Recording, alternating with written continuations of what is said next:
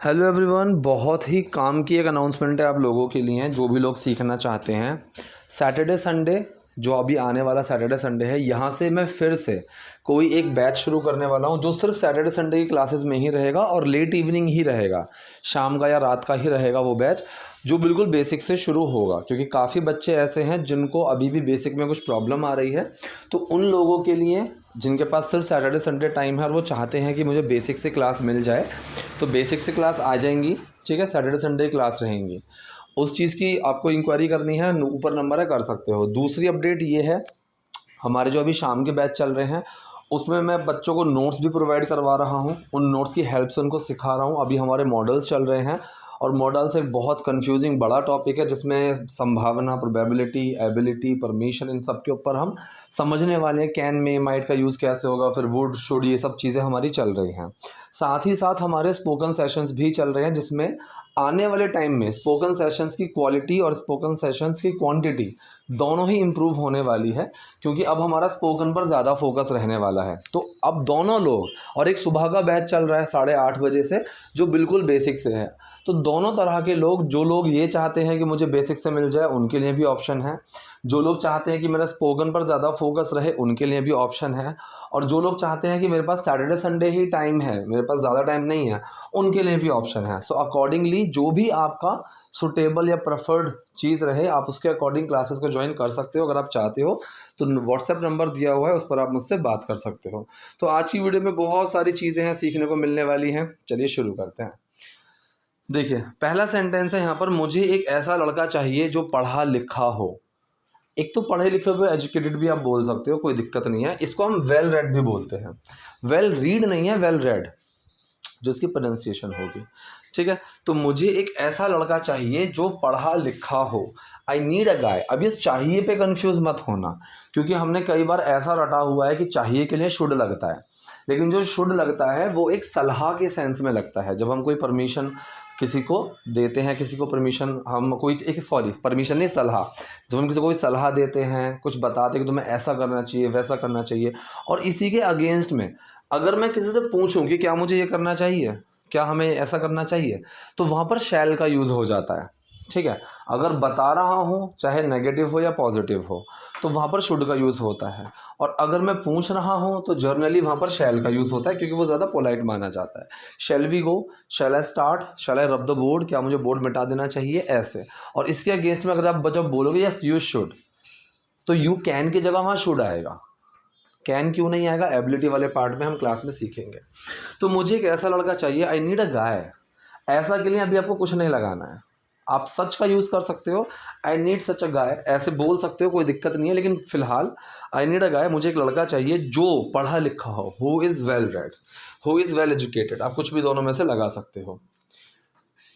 कोई जो तेज और तेज और अच्छी अंग्रेजी बोलता हो। अब यहाँ पर लड़के ने खुद ही बोल दिया, लड़की ने बोला कि मुझे एक पढ़ा लिखा लड़का चाहिए।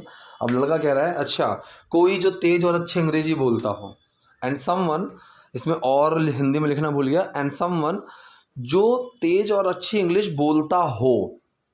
ठीक है, हु मे माइट का आप यूज़ कर सकते हो, जो कि अभी हम क्लास में सीख रहे हैं। लेकिन यहाँ पर जो सेंटेंस बोला गया है, हु स्पीक्स, जो बोलता है, इस तरीके से यहाँ पे ऐसे लिखा गया है। क्योंकि प्रोबेबिलिटी की बात नहीं कर रहा है, ये बस बोला गया, अच्छा, जो अच्छी इंग्लिश बोलता हो, जो ये करता हो, तो वो प्रोबेबिलिटी की बात ही नहीं कर रहा है, वो श्योर है कि वो उस चीज़ पर बोल रहा है। ठीक है, समवन, कोई, हु स्पीक्स। अब हु जो होता है, समवन, एनीवन, नो वन। पहली बात तो ये चीज़ कि someone, anyone, no one, everyone, ये जो होते हैं सिंगुलर होते हैं। ठीक है, और हु के साथ कहानी ये है, हु को आप देखकर यूज़ करो। अगर कोई सब्जेक्ट वहाँ नहीं दिया हुआ कि हम किसकी बात कर रहे हैं, जो जिस बस यही सेंस चल रहा है, तो फिर हु सिंगुलर है। लेकिन अगर दे दिया कि जो लड़के बाहर लड़ रहे हैं, जो लोग कल शोर मचा रहे थे, जो स्टूडेंट्स तुम्हारी क्लास में पढ़ते हैं, जो बच्चे मेरी क्लास में पढ़ते हैं, यहाँ पर हु उन बच्चों को, लोगों को, लड़कों को, ज़्यादा लोगों को रिप्रेजेंट कर रहा है। तो ऐसी कंडीशन में हु प्लूरल है। ठीक है, यहाँ पर समवन की बात कर रहे हैं, तो समवन में हु क्या होगा, सिमिलर होगा। एंड समवन हु स्पीक्स, अब स्पीक में क्या हुआ, डज छुपा हुआ है, तो हु यहाँ पर सब्जेक्ट है, फिर डज आया हेल्पिंग वर्ब, फिर एक्शन आया स्पीक, और जो डज है वो स्पीक में छुपकर स्पीक्स बनाता है। And someone who speaks fast, जो तेज बोलता हो एंड गुड इंग्लिश, और अच्छी इंग्लिश बोलता हो, जो तेज और अच्छी इंग्लिश बोलता हो, ठीक है, कोई जो तेज और अच्छी अंग्रेजी बोलता हो, someone who speaks fast and good English. ये कह रही है मतलब है कि उसके जीवन में एक मिशन या लक्ष्य होना चाहिए, ठीक है, मतलब एक गोल या मिशन होना चाहिए उसकी ज़िंदगी में। आई मीन तो हम जब ऐसा बोलते हैं ना यार, मतलब आई मीन तो आई मीन बोलते हैं, I mean he should have, उसके पास होना चाहिए। अब देखो यहाँ पर चाहिए आ गया, ठीक है, एक एक्सपेक्टेशन सलाह की बात चल रही है, तो सलाह एक्सपेक्टेशन दोनों में शुड का यूज़ होता है, ठीक है। तो ही शुड हैव, उसके पास होना चाहिए। तो शुड हैव ऐसा नहीं है चाहिए था, शुड हैव के दो यूज़ कर सकते हो। एक जहाँ पर शुड हैव एक कंप्लीट हेल्पिंग वर्ब है, तुम्हें मुझे फ़ोन कर देना चाहिए था, you should have called me. तो यहाँ पर शुड हैव क्या है, एक हेल्पिंग वर्ब है, you should have called me. दूसरा, you should have your medicine every time, तुम्हारे पास तुम्हारी दवाइयाँ होनी चाहिए। तो यहाँ पर जो हैव है ये पोजेशन के लिए यूज़ हो रहा है, एक एक्शन की तरह। तो हेल्पिंग वर्ब यहाँ पर शुड ही है, हैव एक पोजेशन की तरह यूज़ हो रहा है और शुड के साथ फर्स्ट फॉर्म आती है, तो हैव की फर्स्ट फॉर्म हैव ही रही, ठीक है। ही शुड हैव अ मिशन, उसके पास एक मिशन होना चाहिए, एंड गोल इन लाइफ। तो पूरा सेंटेंस क्या बना, उसके जीवन में एक मिशन और लक्ष्य होना चाहिए। So he should have a mission and goal in life. वो प्यार करने वाला, ख्याल रखने वाला हो, ही शुड बी, अब वही वाली बात चल रही है उसी सेंस में, उसको होना चाहिए। अब यहाँ पर शुड के साथ क्या लगा, बी लगा। ये जो था ये पोजेशन उसके पास होना चाहिए, ही शुड हैव। ये क्या है, ये स्टेट ऑफ बीइंग, वो ऐसा होना चाहिए, ठीक है। तो जब पोजेशन की बात करते हैं तो शुड के साथ हैव की फर्स्ट फॉर्म हैव लग गई। जब स्टेट ऑफ बीइंग की बात कर रहे हैं तो यहाँ पर बी की फर्स्ट फॉर्म बी लगी है, ही शुड बी, उसको ऐसा होना चाहिए। अब एग्जाम्पल देखो, मैंने कहा भाई जब भी घर से बाहर जाओ तुम्हारे पास ना पैसे होने चाहिए, so you should have money every time you go out of your house, ठीक है, ये हो गया पोजेशन। और दूसरा, अगर मैं स्टेट ऑफ बीइंग की बात करूं तो यू शुड बी काम, तुम्हें शांत होना चाहिए। When ever you get angry, जब भी तुम गुस्सा हो ना, जब तुम्हें गुस्सा आए तो तुम्हें शांत रहना चाहिए, यू शुड बी काम, यू शुड बी क्वाइट, तुम्हें चुप रहना चाहिए, ऐसे।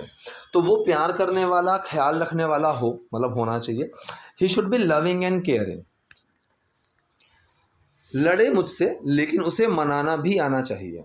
लड़े मतलब लड़ सकता है, आपको वर्ड टू वर्ड पीछे नहीं भागना है। ये चीज़ मैं क्लास में 36 बार बता चुका हूँ, वर्ड टू वर्ड तो पीछे भागना ही नहीं है, सेंटेंस का सेंस पकड़ लो।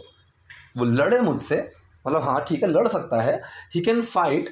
अब यहाँ पर जो फाइट होता है ना, फाइट का मतलब क्या होता है, फाइट का मतलब एक तो ये होता है जैसे कि तू मैं करना, आई फॉट विद हिम, ठीक है, I fought with him, she is fighting with me. तो फाइट के साथ अगर विद लगा हुआ है, I am fighting with someone, इसका मतलब होता है कि मैं हाथापाई नहीं कर रहा हूँ, झगड़ा कर रहा हूँ, चीखना चिल्लाना ज़ोर ज़ोर से बोलना, वो झगड़ा, वो फाइट विद में आता है। अगर मैंने फाइट के साथ विद नहीं लगाया और साथ में कोई पर्सन लगा रखा है, I fought Ramesh today, today yesterday जो भी है, कि आज मैं रमेश से लड़ा, इसका मतलब ये है हाथापाई, मुक्काबाजी, इसका मतलब ये है, ठीक है। लड़े मुझसे, ही कैन फाइट, अब यहाँ पर विद भी नहीं लगाया क्योंकि पर्सन ही नहीं है, he can fight with me, अगर मी लगाना होता तो फिर विद लगाता मैं। So he can fight with me, क्योंकि वो मुझसे झगड़ा करता है, ही कैन फाइट मी नहीं, फाइट मी का मतलब तो ये है कि लात घूंसों से लड़े मुझसे, लेकिन ये कह रही है ही कैन फाइट विद मी या फिर ही can fight, but he should no, लेकिन उसे पता होना चाहिए मनाना कैसे है, हाउ टू कंसोल। अब हिंदी में लाइन देखो, लेकिन उसे मनाना भी आना चाहिए, ठीक है, but he should know how to console, कि उसको पता होना चाहिए मनाते कैसे हैं, मनाना भी आना चाहिए, इस तरीके से सेंटेंस बना। So he should know how to मतलब कैसे करें, कैसे करते हैं, इस तरीके से। So how to console, console मतलब मनाना। एक सेकेंड रुको, ठीक है, he can fight but he should know how to console. सबसे ज़रूरी, मैं जैसी हूँ मुझे वैसे ही प्यार करे, यहाँ पर भी मोस्ट इम्पॉर्टेंटली अगर पर्सन लिखना है तो ही शुड लव, लेकिन स्टार्टिंग से चल रहा है he should do this, most importantly love me the way I M, मुझे वैसे ही प्यार करे जैसी मैं हूँ। द वे समवन इज़, इसका मतलब होता है जो जैसा है वैसा, ठीक है, कि भाई मुझे ना जैसा ये फ़ोन था मुझे बिल्कुल वैसा ही चाहिए, मुझे कोई और फ़ोन मत दो, I just want my phone the way it was, जैसा वो था। द वे इट इज़, जैसा ही ये है, तुम जैसे हो मुझे पसंद हो, I like the way you are. ठीक है, वे के बाद वो चीज़ आ जाएगी, नाउन प्रोनाउन जो भी है, इंसान है, चीज़ है, द वे यू, फिर हेल्पिंग वर्ब आएगी, प्रेजेंट है तो इज एम आर, पास्ट है तो वॉज वर, फ्यूचर है तो विल बी। ठीक है, ये एकदम स्टेट ऑफ बीइंग वाली जो हेल्पिंग वर्ब्स हैं वो है। ठीक, तो मैं सबसे ज़रूरी, मैं जैसी हूँ मुझे वैसे ही प्यार करें, most importantly love me the way I am, और मुझे बदलने की कोशिश ना करें, and not try to change me. ठीक है, and not try to change me. अब यहाँ पर नॉट क्या है, कोई हेल्पिंग वर्ब तो लगी नहीं हुई है, ये वही शुड चल रही है, एंड शुड नॉट ट्राई, इस तरीके से। तो कई बार हम कंप्रेसिव में हेल्पिंग वर्ब को हटा देते हैं अगर वो सेम ही चल रही है तो, और अगर नेगेटिव आए तो सिर्फ नॉट को ऐड कर देते हैं, and not try to change me. ठीक है, ये कंप्रेस लैंग्वेज में आती है, मेरे एक स्टूडेंट ने भी भेजा था, तो उनको मैंने समझाया था कि यहाँ पर कंप्रेस लैंग्वेज है, इसमें अगर पहले से ही चल रहा है या फिर कोई बहुत अंडरस्टूड है तो वहाँ पर सिंपल नॉट लगा देते हैं, दोबारा हेल्पिंग वर्ब लगाने की ज़रूरत नहीं है, और मुझे बदलने की कोशिश ना करें, and not try to change me. ये कह रहा है अंग्रेज़ी को छोड़कर बाकी सब कुछ है मेरे पास। ठीक है, except English I have everything. अब सब कुछ है मेरे पास, स्टेट ऑफ बीइंग है, यहाँ पर हैव लगा हुआ है, एक्शन कौन सा है, प्रेजेंट इंडेफिनिट है, तो यहाँ पर आई डू हैव के अंदर छुपा हुआ है, और जब डू छुपता है तो कोई चेंज नहीं आता। सो आई हैव एवरीथिंग, मेरे पास सब कुछ है। एक्सेप्ट या बिसाइड, ठीक है, बिसाइड्स अगर मैं यहाँ पर लगा दूँ, बिसाइड्स, ठीक है, तो बिसाइड्स इंग्लिश या एक्सेप्ट इंग्लिश, दोनों में फ़र्क क्या है?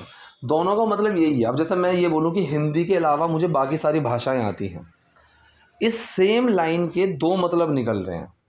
एक मतलब तो ये है, मैंने कहा कि हिंदी के अलावा मुझे बाकी सारी लैंग्वेज आती हैं, ठीक है, या फिर हिंदी के अलावा मुझे सारी लैंग्वेज आती हैं।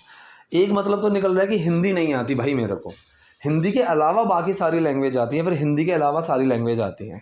तो अगर मुझे हिंदी नहीं आती, मतलब इसको छोड़कर, इसको अलग करके, तो यहाँ पर एक्सेप्ट का यूज़ करते हैं कि except Hindi I know every other language. ठीक है, और दूसरा ये मैं सेंटेंस सेम बोल रहा हूँ कि हिंदी के अलावा मुझे बाकी सारी लैंग्वेज आती हैं, समझ रहे हो, हिंदी के अलावा मुझे बाकी सारी भाषाएं भी आती हैं, इस तरीके से। तो हिंदी भी आती है और उसके अलावा मुझे बाकी सारी भाषाएं भी आती हैं, सेंटेंस बिल्कुल सेम है।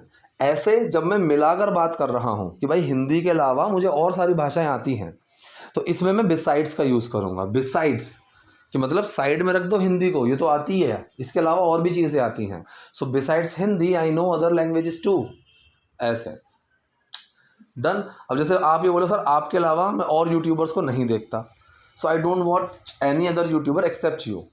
ठीक है, और दूसरा बोलो कि सर आपके अलावा मैं उस यूट्यूबर को भी देखता हूँ, तो यहाँ पर आप उसको मिला रहे हो, so I watch that YouTuber besides you. ठीक है, तो अंग्रेजी को छोड़कर बाकी सब कुछ है मेरे पास, except English I have everything. वैसे लक्ष्मण तुम्हारे हिसाब से मैं कहाँ फेल हुई? बाय द वे लक्ष्मण, वैसे के लिए बाय द वे लक्ष्मण, तुम्हारे हिसाब से मैं कहाँ फेल हुई? Where have I failed, where did I fail भी बोल सकते हो। ठीक है, where did I fail, have और डिड लग जाते हैं, क्लास में 36 बार बता चुका हूँ इस चीज़ को मैं, कैसे इनका यूज़ करते हैं। प्रेजेंट परफेक्ट में और पास्ट इंडेफिनिट में सेंटेंस को आप ऑल्टरनेटिवली यूज़ कर सकते हो, ग्रामेटिकली गलत हो सकते हैं, स्पोकन में बहुत एक्सेप्टेड है। ठीक है, so where have I failed according to you. अब यहाँ पर जो ये लाइन लिखी हुई ना अकॉर्डिंग टू यू, ये एक ऐसी लाइन है जो हम बहुत बोलते हैं, सुनते हैं कई बार, according to me, according to you, according to this person, लेकिन अकॉर्डिंग टू समवन लगाना बिल्कुल गलत है। According to a research, according to a book, according to a conclusion, ये सही होता है। किसी पर्सन के अकॉर्डिंग मत लगाया करो। अगर वो पर्सन कोई बहुत वेल नोन है, अकॉर्डिंग टू एल्बर्ट आइंस्टीन, आप ऐसे बोल सकते हो, लेकिन according to me, according to you ऐसे मत लगाओ। ठीक है, in my opinion, as far as I think, आप ऐसे यूज़ करो। ठीक है, so by the way Laxman, where have I failed according to you, या फिर एज पर योर नॉलेज, या फिर as per you, in your opinion, आप ये भी बोल सकते हो। ये कह रहा है नहीं नहीं आप कहीं भी फेल नहीं हुई, no no you haven't fail anywhere. Simple सा सेंटेंस है, प्रेजेंट परफेक्ट का, आप कहीं भी फेल नहीं हुई, यू हैवंट फेल्ड एनीवेयर। बात ये है कि मुझे एक ऐसी लड़की चाहिए, द थिंग इज, बात ये है, the thing is, the case is, ठीक है, the matter is, thing matter case आप यूज़ कर सकते हो बात के सेंस में। तो बात ये है, द थिंग इज, मुझे ऐसी लड़की चाहिए, आई वॉन्ट अ गर्ल जो, हु, ऐसा और जो, अगर दोनों मिल जाए ना, तो उस कंडीशन में ऐसे के पीछे मत भागा करो, ठीक है। सच वच लगाने की ज़रूरत नहीं है, क्योंकि ऐसा जो, सो आप सिर्फ वहाँ पर जो को पकड़ो, जिसके लिए मैं बता चुका हूँ। इंसान की बात चलती है तो हु का यूज़ करेंगे, किसी चीज़ की बात चल रही है विच का यूज़ करेंगे, कोई एब्स्ट्रैक्ट नाउन है तो हम वहाँ वॉट का यूज़ करेंगे। तो यहाँ पर इंसान की बात चल रही है, एक ऐसी लड़की चाहिए, who. So I want a girl who, जो मेरे परिवार का ख्याल रखे, who takes care of my family, ठीक है। अब यहाँ पर टेक्स केयर क्यों लगा हुआ है, देखो इमेजिनेशन है लेकिन बात तो फ्यूचर की कर रहा है, और फ्यूचर में मैं कंडीशनल सेंटेंस के टाइम पर बता चुका हूँ। ऑल दो वैन और वैनेवर के साथ तो मैंने क्लियरली बता ही दिया था कि विल का यूज़ मत किया करो। अगर सवाल पूछ रहे हो तो होगा, सवाल नहीं पूछ रहे हो तो विल का यूज़ नहीं होगा पहले क्लॉज में।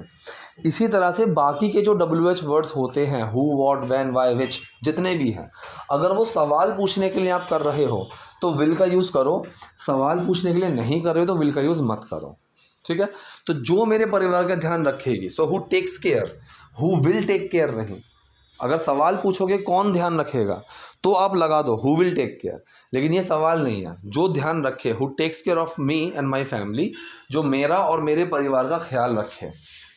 इसने कहा कि घर की देखभाल करना दोनों की जिम्मेदारी नहीं होना चाहिए, ठीक है। तो शुड का ही यूज़ होगा, तो घर की देखभाल करना, जेरेंड या इन्फिनेटिव टर्म आ गई तो हमने जेरेंड में बना दिया। टेकिंग केयर ऑफ होम या फिर taking care of family shouldn't be the responsibility of both, क्या नहीं होनी चाहिए, तो उस तरीके से शुड नॉट से शुरू हुआ, क्या नहीं होनी चाहिए। सो शुडंट बी, यहाँ पर एक्शन नहीं है, स्टेट ऑफ बीइंग है। So shouldn't be the responsibility of both, क्या वो दोनों की जिम्मेदारी नहीं होनी चाहिए।